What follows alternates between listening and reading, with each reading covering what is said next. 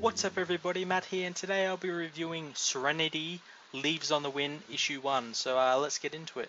The comic opens with I guess a Bill O'Reilly type show of like these people arguing about Reavers and the existence of Miranda, which was the planet seen in the movie Serenity, which is where the Reavers come from, and they're talking about whether it exists and all that sort of shit. And we find out that not everyone's very happy with the Alliance now that the Alliance lied, and we find out that there's resistances springing up everywhere. And while this is all going down, the Alliance is still trying to hunt down Serenity and her crew, mainly for River Tam.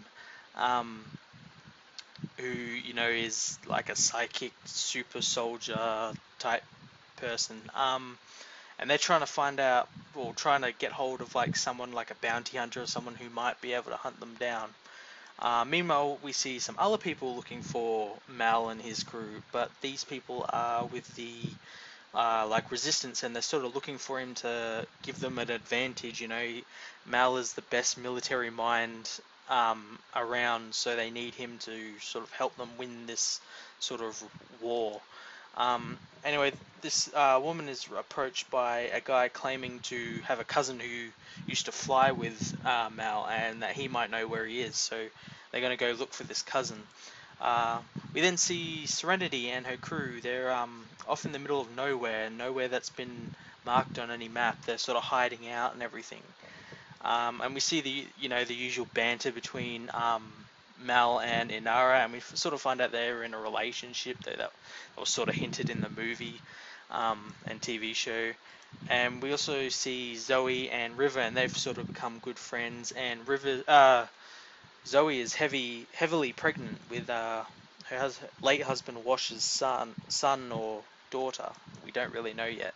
Anyway, she ends up going into labor, and rushed down to the medical bay where Simon delivers the baby, and we find out it's a baby girl, and she names it Emma. And we find out that everything's all good except Zoe's bleeding internally, so they need to get to a hospital pretty fast. Mal, of course, straight at it, he fires up Serenity and heads out to find the nearest hospital.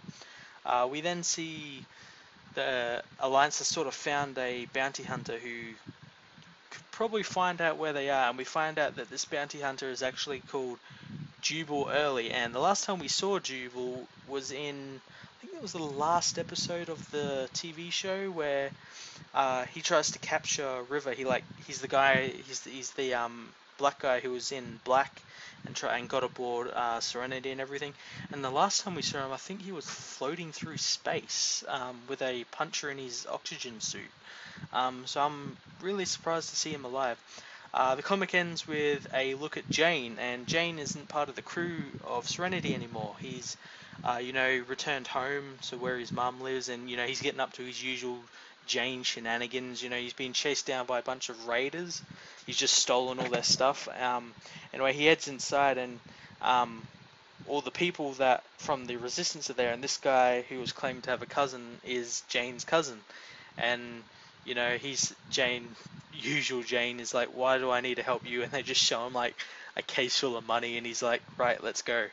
And that's where the comic ends. So I guess they're gonna go look for Jane, for the crew now.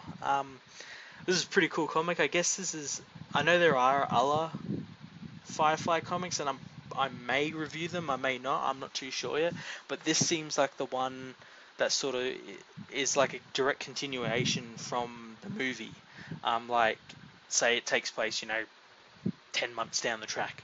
And again, it was really good. It was written by a guy called Zach Whedon. I believe he is related to Joss Whedon.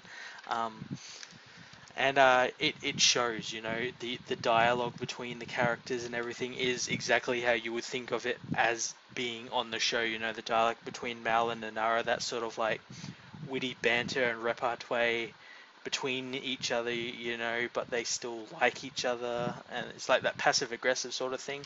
That's really cool to see. I'm interested to see where all these other characters are going to be like, because we didn't really get to see many of the other characters interact with one another. But yeah, I'm going to give this comic a 9 out of 10.